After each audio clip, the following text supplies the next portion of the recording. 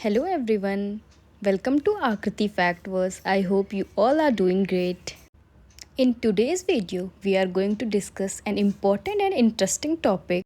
So make sure to watch till the end and don't forget to like, share and subscribe for G7 Summit 2026। Imagine दुनिया का सबसे powerful countries के leader एक ही table पर बैठे economy, AI, Wars, climate change और future of the world पर discussion कर रहे हैं। जून 2026 में एग्जैक्टली यही हो रहा है फ्रांस में, जहां G7 समिट ऑर्गेनाइज किया जा रहा है। लेकिन G7 है क्या?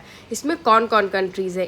इंडिया मेंबर ना होते हुए भी हर साल इनवाइट क्यों होता है? और क्या G7 अब भी दुनिया का सबसे पावरफुल ग्रुप है? चलिए आज समझते हैं। What is G7? G7 का मतलब है ग्रुप ऑफ 7। ये दुनिया की कुछ सबसे डेवलप इकोनॉमी का ग्रुप है। United states, Canada, United kingdom, France, Germany, Italy, Japan, साथ ही यूरोपियन यूनियन भी पार्टिसिपेट करता है। ये group global economy, trade, technology, security और क्लाइमेट चेंज जैसे इशू पर मिलकर काम करता है। G7 की शुरुआत कैसे हुई? 1970s में ऑयल क्राइसिस और इकोनॉमी इंस्टेबिलिटी की वजह से मेजर इकोनॉमिक्स को लगा कि उन्हें मिलकर काम करना चाहिए। 1975 में फ्रांस के इनिशिएटिव पर पहली मीटिंग हुई। शुरू में ग्रुप G6 था। 1976 में कनाडा ज्वाइन हुआ और G7 बन गया। रशिया 1998 में इंक्लूड हुआ और ग्रुप G8 बना, लेकिन 2014 में रशिया को सस्पेंड कर दिया गया और ग्रुप फिर से G7 बन गया। G7 समिट 2026 कहाँ हो रहा है? Host country France. Venue avian ले बान। फ्रांस के ब्यूटीफुल एल्पाइन रीजन में लेक जेनेवा के किनारे ये समिट ऑर्गेनाइज किया जा रहा है। एवियन पहले भी इंटरनेशनल डिप्लोमेसी के लिए फेमस रहा है और फ्रांस पहले भी कई बार G7 समिट होस्ट कर चुका है।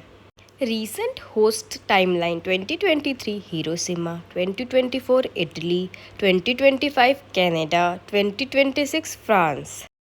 G7 इतना इम्पोर्टेंट क्यों है?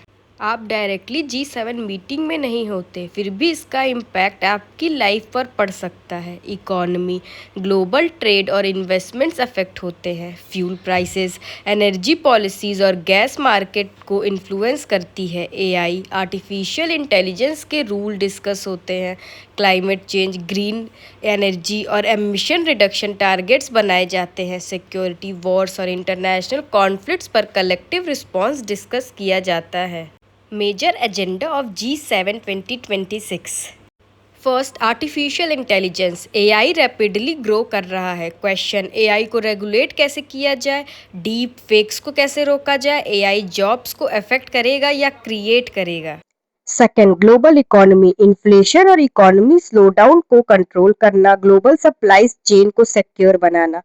Third, climate change. Renewable energy में investment, net zero emission goals, extreme weather event से डील करने की strategy. Four, energy securities. Countries को फॉसिल फ्यूल पर डिपेंडेंसी कम करना, सोलर, विंड और न्यूक्लियर एनर्जी पर फोकस करना। Fifth, global conflicts. Ongoing international tensions और सिक्योरिटी चैलेंजेस पर डिस्कशन। इंडिया की रोल, सबसे interesting question. India G7 member नहीं है, फिर भी इंडिया को इनवाइट क्यों किया जाता है? रीजन वन, इंडिया दुनिया की लार्जेस्ट इकोनॉमीज में से एक है। Reason two, India Global South की स्ट्रॉन्ग वॉइस माना जाता है। रीजन थ्री, टेक्नोलॉजी और डिजिटल इनोवेशन में इंडिया का इन्फ्लुएंस बढ़ रहा है। Reason four, Indo Pacific region में इंडिया की स्ट्रेटेजिक इंपॉर्टेंस बहुत ज्यादा है, इसीलिए वर्ल्ड लीडर्स इंडिया के व्यूज को इम्पोर्टेंस देते हैं। G7 समिट 2026 सिर्फ एक मीटिंग नहीं है। यहाँ लिए गए discussion economy, technology, climate change और इंटरनेशनल रिलेशन को शेप कर सकता है।